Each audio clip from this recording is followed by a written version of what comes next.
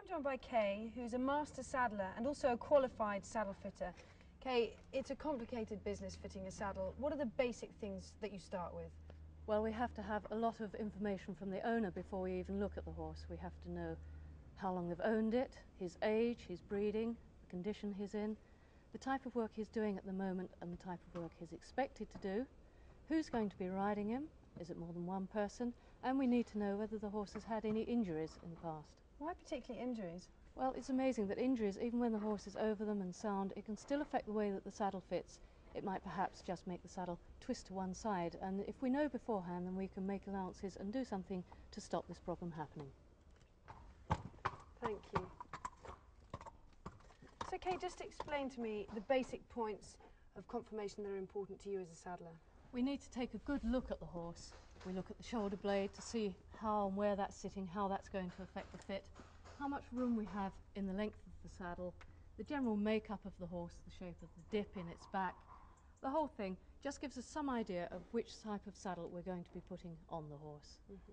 Well, let's have a look at a couple of the saddles on board. Okay. And then we can see what are the basic things that you're looking for.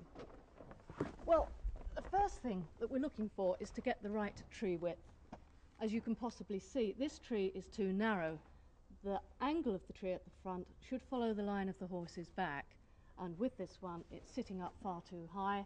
It would be tipping the rider back were we to ride in it, and there'd be uneven pressure. We'd have very tight pressure here and here and no bearing area through the centre, so this narrow fit saddle wouldn't be suitable at all.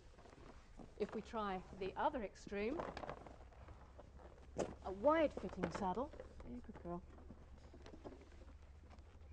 And you can see immediately, apart from the fact that it would be too low, that the tree is wider than the shape of the horse.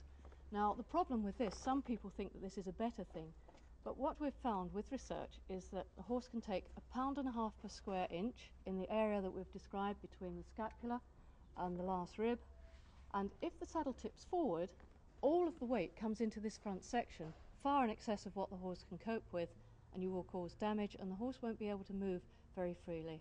So this width of saddle, likewise, would not be useful to us. And then, if we bring a medium fit saddle, good girlie, you can see that that just drops on. Mm-hmm. The tree is the right width. We have sufficient clearance at the top and the sides of the spine. I run my hands under the panel to feel the amount of pressure. This is a good one if you want to check your own saddle. By running your hand underneath the bearing area, you can feel if there's any tight spots or any hollow bits where the pressure isn't sitting, and that will tell you whether you're somewhere near to being right or not. A lot of putting the saddle on as well is the feel of it. With the experience that we have, we tend to know what type of saddle will suit the horse in front of us, and when you put it on and it drops in like that one has, we'll know that perhaps we're in the right direction, we've got the right saddle to look further, get the rider on and see how we go from there. Well, there's several wives' tales that go with saddle fitting, and one of them is clearance. Now, I know that in the Pony Club they talk about fists and all sorts of things. Yes, what is the technical term for clearance? What we teach and what we go by is that the amount of clearance you need is sufficient. And although this sounds a bit vague, at no time after the horse has been ridden, with the rider on, must the top or the sides of the spine be touched at any time, right the way through, and it mustn't interfere with that part of the horse. But it depends so much on the shape of the tree. This is quite a deep tree, so you'd expect maybe a little bit more clearance. With a close contact, it might just be the flat of the hand. But so long as there is clearance at all paces, then you're okay. So where exactly should the saddle fit? Well, it's very important that the scapula isn't impinged by the saddle, so I find the best way is to put the saddle on the wither and slide it back. And if it's a good fitting saddle, it will probably find its own place, but that will leave the scapula free. This is very important. We see so many saddles sat up and strapped up here on the horse. There's no way they can move properly in that position. And what about at the back? You mentioned to keep the shoulder free, but what about in terms of the rib cage? Well, the saddle shouldn't be on the horse.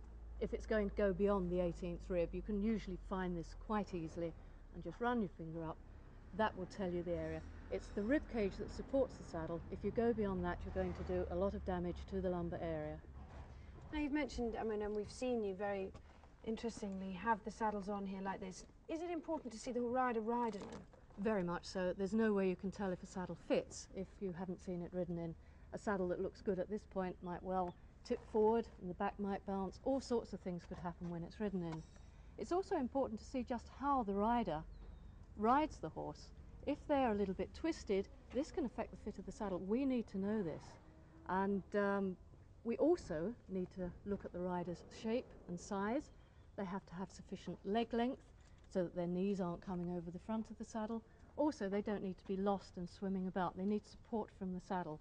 So it's from the horse's point of view for the saddle fitting and from the rider's point of view. We also need to check, once they have ridden, that the saddle is in balance, isn't tipping forward or backwards, because both of these will affect the way the rider sits. Funnily enough, they both make the rider tip forward, and they quite often get quite a sore back if this is happening, and you can just perhaps lift the back of the saddle. That will stop that. Their legs will sit in the right position without them having to work at it. So these are all the things that we need to look at. Okay, we've mentioned different shapes and sizes of riders posing you problems. What different breeds of horses pose problems? Probably three of the main ones are the thoroughbred, the cob and the Arab. The Arab I'll start with. Most people think because it's a very fine little horse that it's going to be quite narrow, but in actual fact they're wide, sometimes as wide as the cobs themselves, and they have a very short back. They've been breeding such a neat little horse now that we're getting to the point where sometimes we're having to fit a saddle that's really too small for the rider, and it's quite a concern for us in the saddlery trade that this trend is continuing. The cob, once again, is very round in the back. They tend to have large wadges of fat here.